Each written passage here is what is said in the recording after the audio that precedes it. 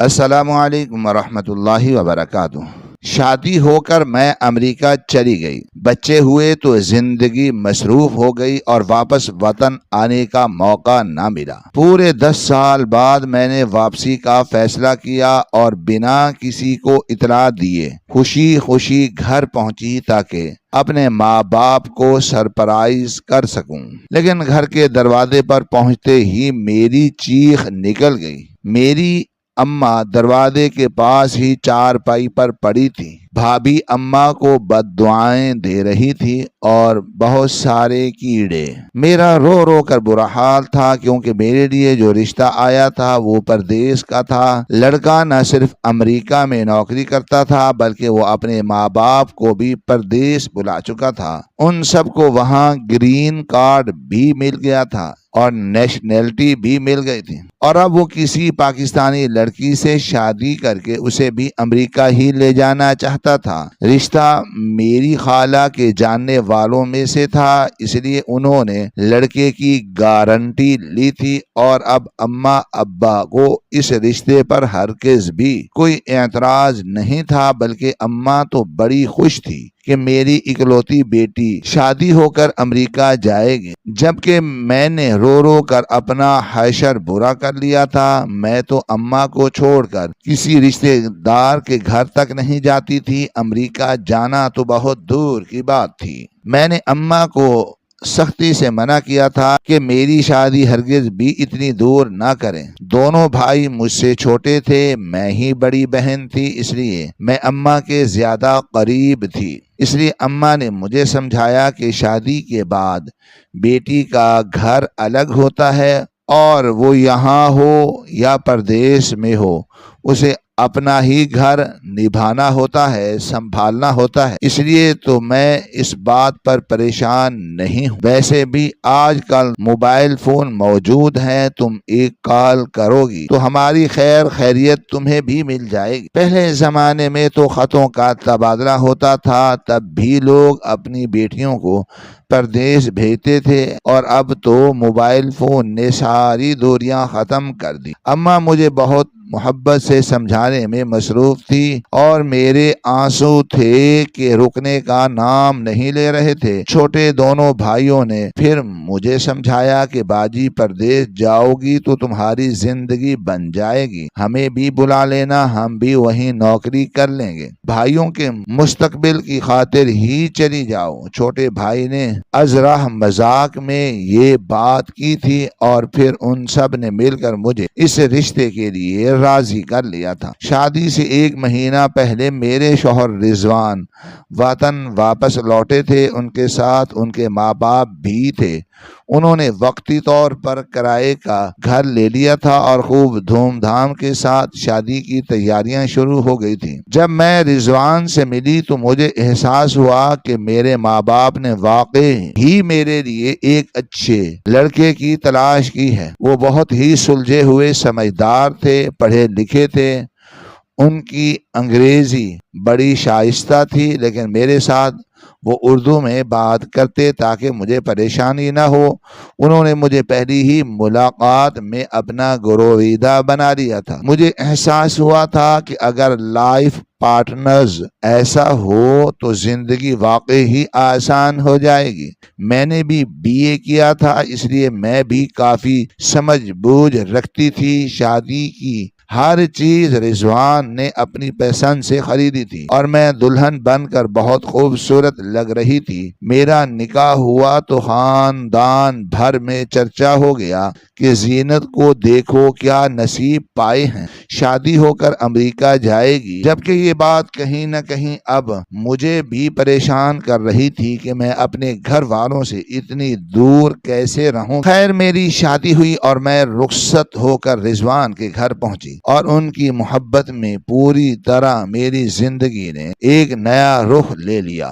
رضوان کے والدین بھی بہت ہی محبت کرنے والے اور اچھے لوگ تھے۔ شادی کے بعد وہ 1 مہینے تک میرے ساتھ رہے، پھر رضوان نے مجھے گھر چھوڑا اور کاغذی کارروائی کے لیے سارے ڈاکومنٹس جمع کروائے، خود اپنے والدین کے ساتھ امریکہ چلے گئے۔ مجھے بلوانے کے لیے انہوں نے کچھ مہینے درکار تھے اور یہ کچھ مہینے میرے لیے زیادہ مشکل تھے۔ شادی سے پہلے مجھے لگتا تھا اپنے ماں باپ سے کیسے دور رہوں گی، اور اب شادی کے بعد مجھے رضوان کے بغیر رہنا ناممکن لگ رہا تھا۔ 3 مہینے گزرے اور سارا پروسیس کاغذی کاروائی مکمل ہو گیا، اور پھر رضوان نے مجھے امریکہ بلانے کے لیے میرے ٹکٹ تک بھجوا دیے۔ اس دن مجھے احساس ہوا کہ اب میں ہمیشہ کے لیے اپنے ماں باپ سے بہت دور ہو رہی ہوں۔ نہ جانے میں کب واپس آؤں گی۔ میں کب اپنی ماں کے گلے لگ کر خوب روئی تھی،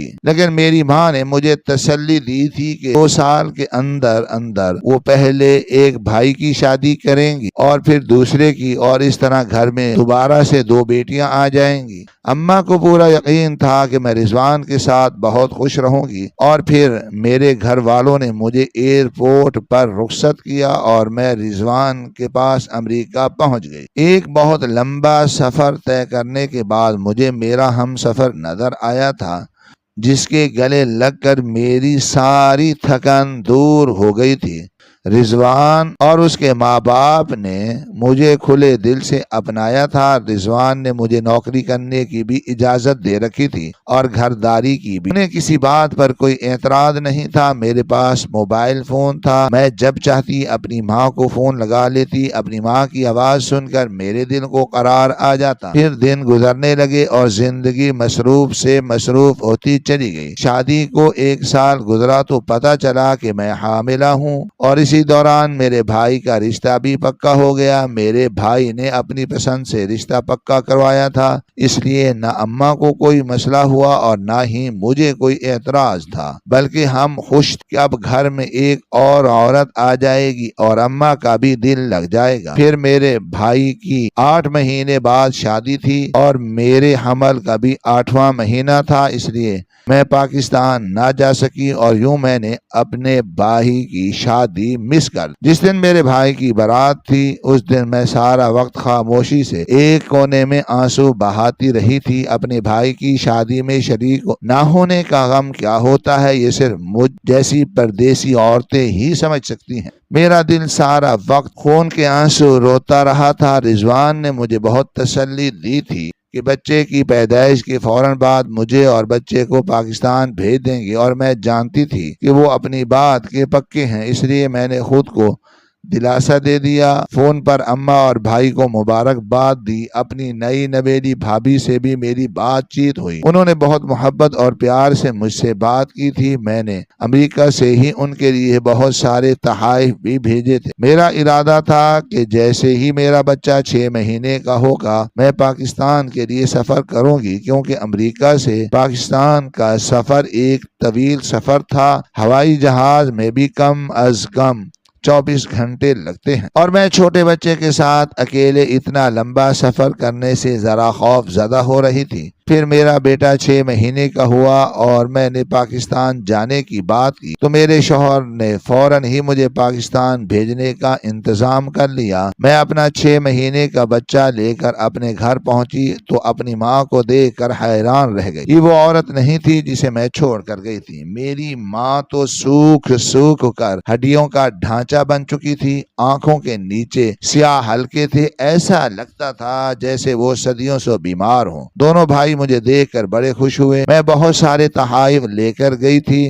میری بھابھی نے سارے تحائف دیکھ کر خوشی کا اظہار کیا تھا۔ میرے ساتھ ان کا رویہ بھی بہت اچھا تھا۔ مجھے خوشی ہوئی کہ میری بھابھی ایک روایتی بھابھی کی طرح مجھے دیکھ کر ناراض نہیں ہوئی یا اس کا منہ نہیں بنا ہے، بلکہ وہ خوش تھی۔ لیکن میری اماں بالکل خاموش تھی۔ ابا بھی بہت بیمار نظر آ رہے تھے۔ میں نے کئی بار اماں سے پوچھا کہ اماں آپ کو کیا ہوا ہے، لیکن اماں نے مجھے کچھ نہ بتایا کہ مسئلہ کیا ہے۔ وہ یا تو ابا کی خدمت کرتی نظر آتی یا پھر گھر کے کام کرتے ہوئے مجھ سے بات چیت کرتی رہتی۔ کئی بار میں نے اماں سے کہا کہ آپ آرام کیوں نہیں کرتی، سارا وقت کاموں میں کیوں لگی رہتی ہیں؟ تو اماں کہتی کہ میں کیا کروں، میرا دل ہی نہیں لگتا۔ اماں کی آنکھوں میں ایک عجیب سی اداسی ٹھہری ہوئی تھی۔ میں نے کئی بار اماں سے پوچھنا چاہا لیکن اماں نے مجھے کچھ نہ بتایا، یہاں تک کہ میری واپسی کا وقت ہو گیا۔ جب ہم ایئرپورٹ پہنچے اور میں اماں کے گلے لگی تو اماں کسی چھوٹے بچے کی طرح پھوٹ پھوٹ کر رونے لگی تھی۔ اماں کو اس طرح تو میں نے اس وقت بھی روتے نہ دیکھا تھا جب میں رخصت ہو کر امریکہ جا رہی تھی۔ میں نے پریشانی سے پوچھا اماں کیا ہوا ہے؟ تو اماں کہنے لگی کبھی کبھی مجھے لگتا ہے کہ میں نے تجھے خود سے بہت دور کر دیا ہے، اگر تو یہاں ہوتی تو مجھے بہت آسرا رہتا۔ اماں کی باتوں کا مفہوم میری سمجھ سے باہر تھا، جبکہ بھائی نے اماں کو ڈانٹا تھا کہ اس کی فلائٹ کا وقت ہو گیا ہے اور آپ اسے پریشان کر رہی ہیں، اس طرح اس کا سفر کیسے کٹے گا؟ بھائی کی بات پر اماں نے اپنے آنسو پہنچے تھے، پھر کہنے لگی بیٹی پریشان نہ ہو، سب ٹھیک ہے، بس تیری بہت یاد آتی ہے، تو مجھے روز فون کیا کر۔ میں نے اماں سے وعدہ کر لیا۔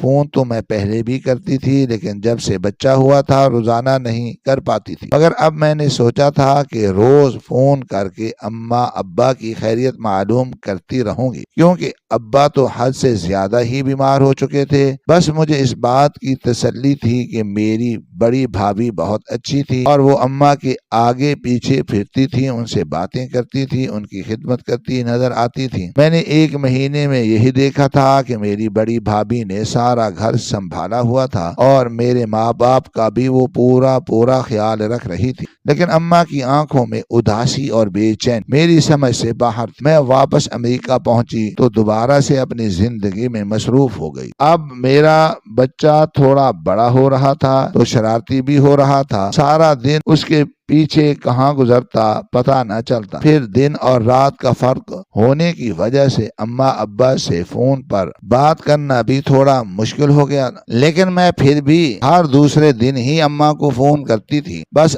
اپنے خیر خیریت بتاتی اور پھر میری خیر خیریت پوچھ کر فون بند کر دیا کرتی۔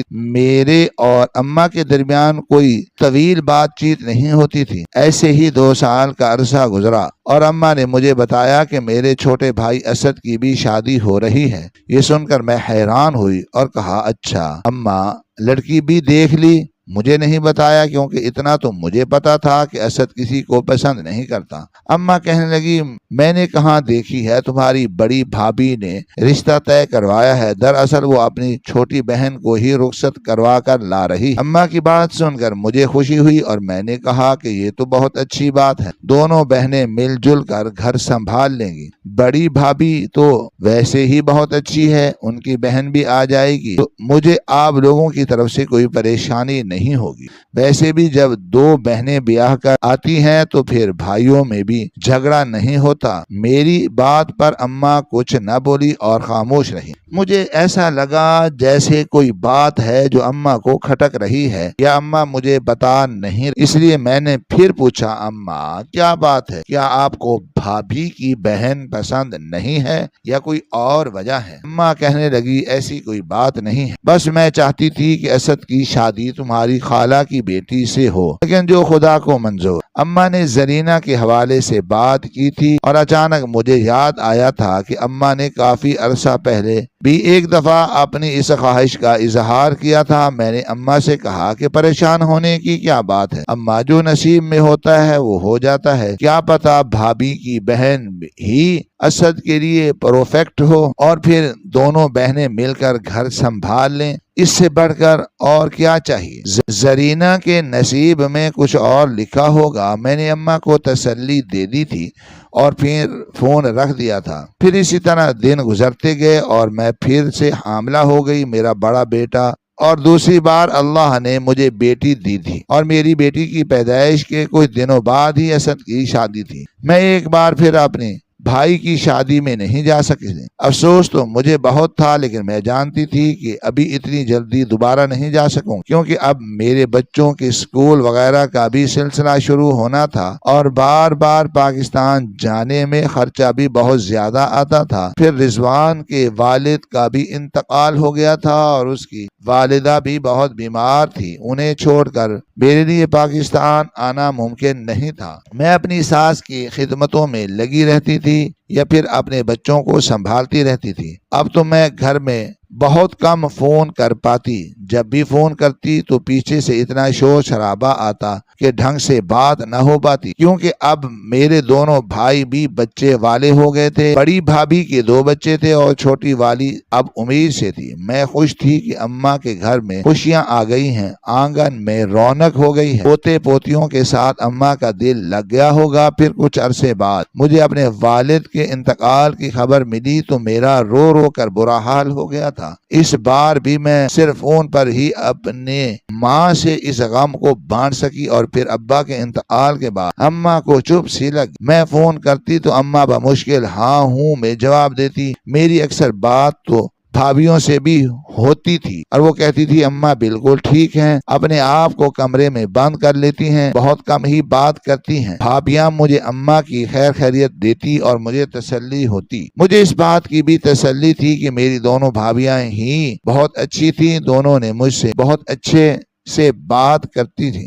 میں ہر موقع پر ان کے لیے تحائف بھیجتی تھی، وقفے سے بھائیوں کو بھی پیسے بھیجتی رہتی تھی تاکہ انہیں کبھی کسی چیز کی پریشانی نہ ہو، اور اماں کے خرچے کے لیے بھی اب میں نے باقاعدگی سے پیسے بھیجنا شروع کر دیے تھے تاکہ میری اماں کو ضرورت کی ہر چیز وقت پر مل جائے۔ اس سب کا کریڈٹ میرے شوہر رضوان کو جاتا تھا، جنہوں نے مجھے کبھی کسی طرح کی روک ٹوک نہیں لگائی تھی، نہ مجھ پر کوئی پابندی کی تھی۔ مجھے جو جیب خرچی ملتی وہ اتنی زیادہ تھی کہ اس سے میں آسانی سے اپنی اماں کے لیے بھی خرچہ بھیج دیا کرتی تھی۔ رضوان ہر طریقے سے ایک بہترین شوہر اور بہترین باپ ثابت ہوئے تھے، اور میرے ماں باپ کا یہ فیصلہ میری پوری زندگی کو سنوارنے کے لیے سب سے بہترین فیصلہ تھا۔ پھر وقت کا پہیہ گھومتا چلا گیا اور سال پر سال گزرتے گئے۔ میرے دونوں بچے اسکول جانے لگے تھے اور میری ساس کا بھی انتقال ہو گیا تھا اور میں پوری طرح سے پردیسی ہو گئی تھی۔ 10 سال گزرے، کچھ خبر نہ ہوئی۔ ان 10 سالوں میں نے اپنی ماں کی خیر خیریت پوچھنا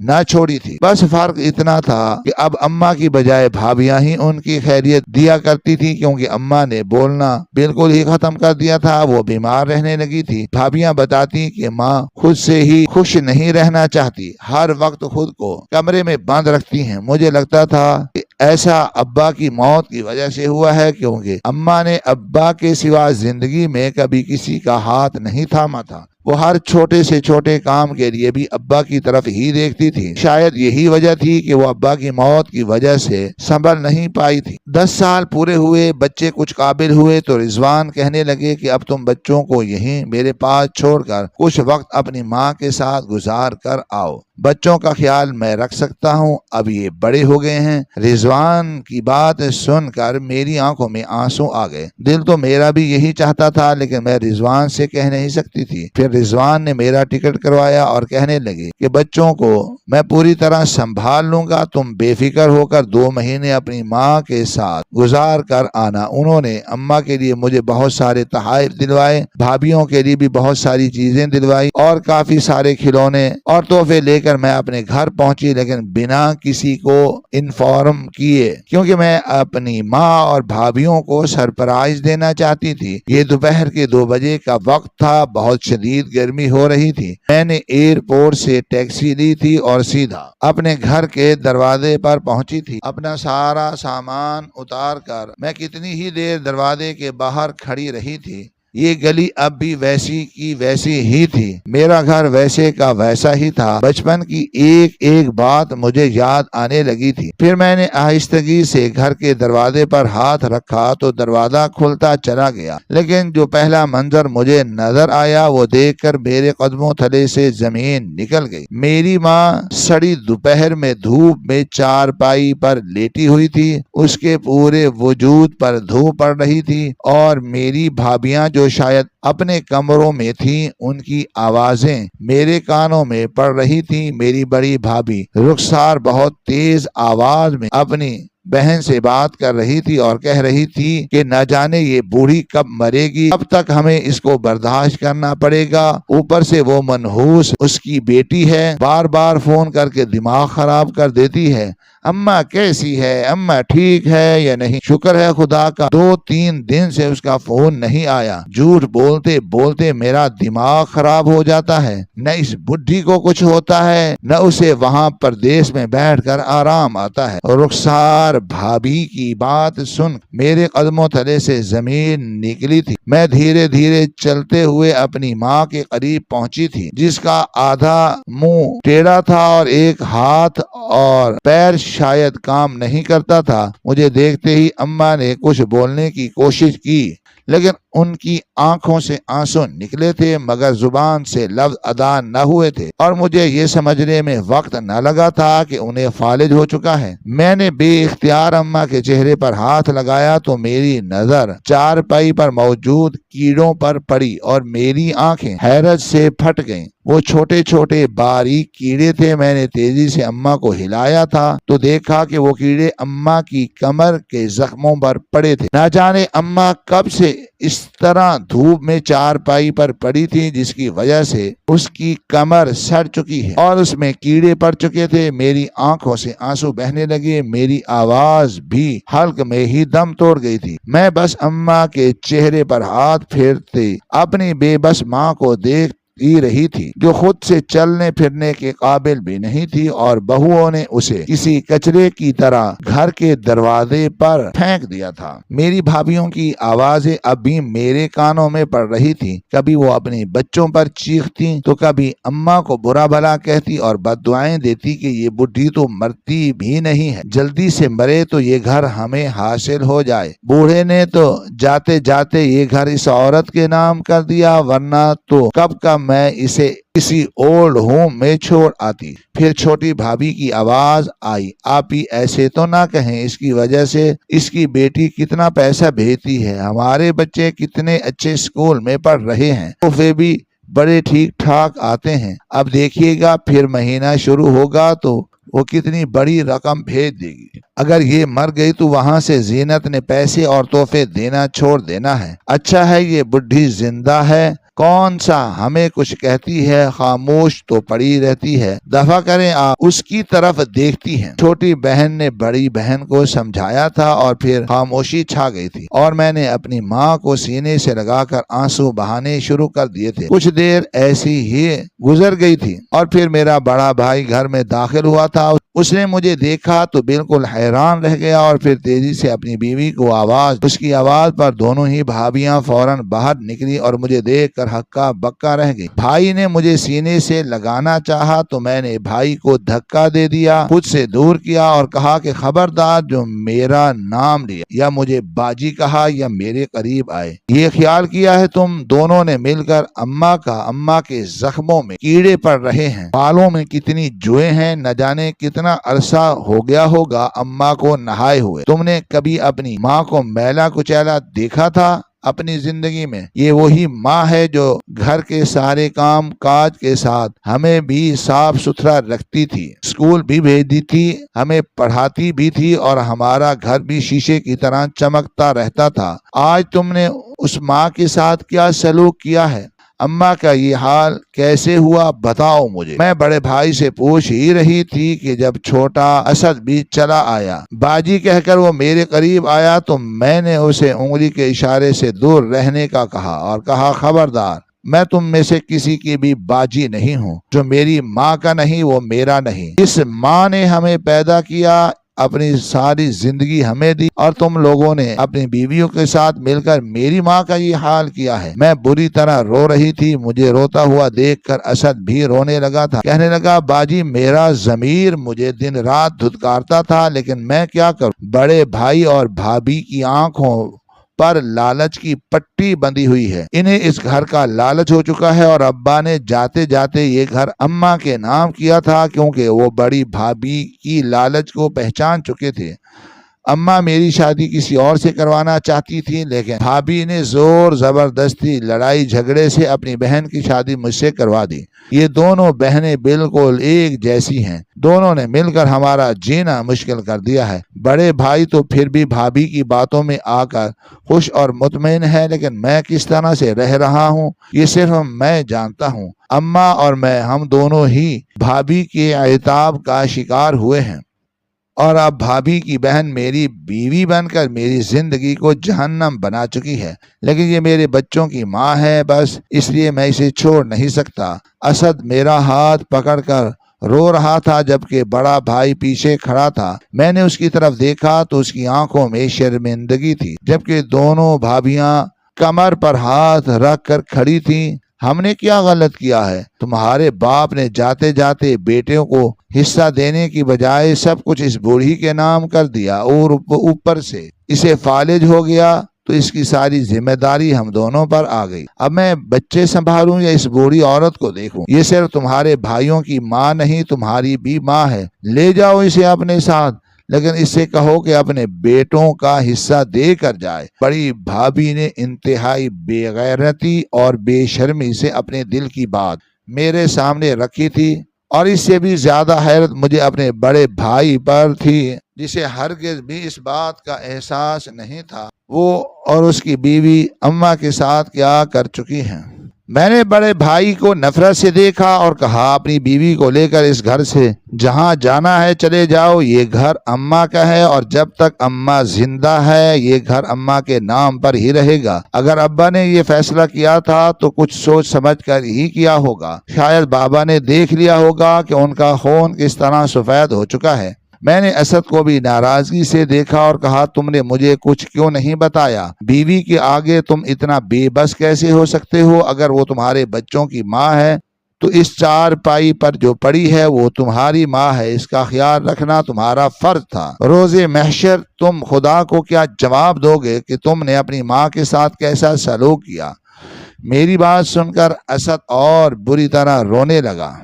بڑے بھائی بھی شرمندگی سے معافی مانگنے لگے، لیکن میں یہاں کسی کو سزا دینے یا معاف کرنے نہیں آئی تھی، بلکہ میں اپنی ماں سے ملنے آئی تھی۔ میں نے اپنی ماں کو بہت مشکل سے اٹھایا تھا اور انہیں واش روم میں لے کر گئی، نہلایا دھلایا اور انہیں صاف ستھرا کیا، اور پھر اسد کے ساتھ انہیں ہسپتال لے گئی۔ ان کا ٹریٹمنٹ شروع ہو گیا تھا۔ کیڑے بہت اندر تک نہیں گئے تھے۔ ڈاکٹروں نے صفائی ستھرائی شروع کی تھی، اور کچھ ہی دنوں میں اماں کے جسم کے سارے کیڑے ختم ہو گئے تھے۔ اماں کا فالج سیدھی طرف تھا، اس لیے ان کے لیے بولنا کافی مشکل تھا۔ میں نے اماں کی دوائیاں شروع کروا دی تھی۔ بڑے بھائی اور بھابھی ابھی تک گھر میں تھے، لیکن میں نے ان سے کسی طرح کی کوئی بات نہیں کی تھی۔ اسد نے اپنی بیوی کو گھر سے نکال دیا تھا۔ اس بات پر بڑی بھابھی نے خوب ہنگامہ کیا تھا، لیکن اسد کا کہنا تھا کہ اب وہ کمزور اور تنہا نہیں ہے، اسے میرا ساتھ مل گیا ہے، اس لیے وہ ان کے خلاف کھڑا ہو گیا تھا۔ میں تو حیران تھی کہ مرد ہو کر وہ کیسے اپنی بیوی کے آگے اتنا کمزور پڑ گیا تھا۔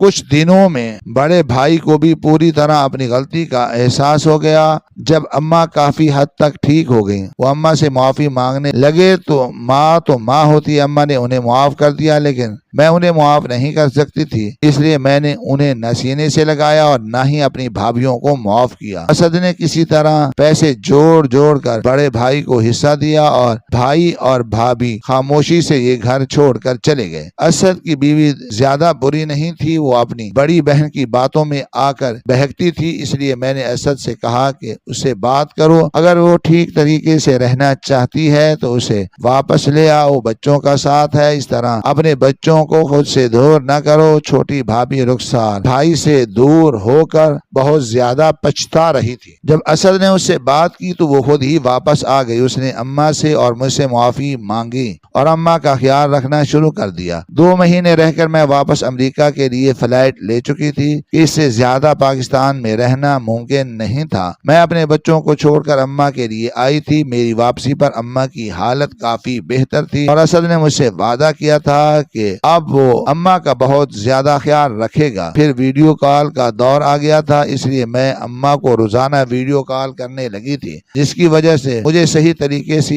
اماں کی خیریت ملنے لگی تھی۔ رخسار نے واقعی اماں کا بہت خیال رکھا تھا، اس کے بچے بھی اماں کے بہت قریب ہو چکے تھے۔ میری بڑی بھابھی جو بظاہر تو اتنی اچھی بنتی تھی، لیکن در حقیقت وہ بہت بری عورت تھی۔ کچھ ہی عرصے بعد سیڑھیوں سے گرنے کی وجہ سے اس کی ایک ٹانگ کی ہڈی ٹوٹ گئی۔ وہ پوری طرح بستر پر پڑی تھی، کوئی ان کا خیال رکھنے والا نہیں تھا۔ تب انہیں اپنی غلطیوں کا احساس ہونے لگا۔ بڑے بھائی پھر اماں کے پاس آئے اور اماں سے معافی مانگی۔ اماں نے تو انہیں پہلے ہی معاف کر چکی تھی۔ اماں نے بھابھی کی بیماری کا سن کر انہیں بھی معاف کر دیا، لیکن اسد نے دوبارہ انہیں اپنے گھر اور زندگی میں جگہ نہ دی۔ آج بڑے بھائی اور بھابھی اپنے کیے پر پچھتاتے ہیں، کیونکہ ان کے بچوں کا رویہ ان کے ساتھ بہت ہی زیادہ برا ہے۔ ان کے بچوں نے وہی سیکھا ہے جو اپنی ماں کو کرتے دیکھا ہے۔ اب میں پابندی سے اپنی ماں کو فون کرتی ہوں اور ہر 2 سال بعد وطن کا چکر لگاتی ہوں۔ میری ماں بہت حد تک ٹھیک ہو چکی ہیں۔ میرا چھوٹا بھائی اور بھابھی بھی اب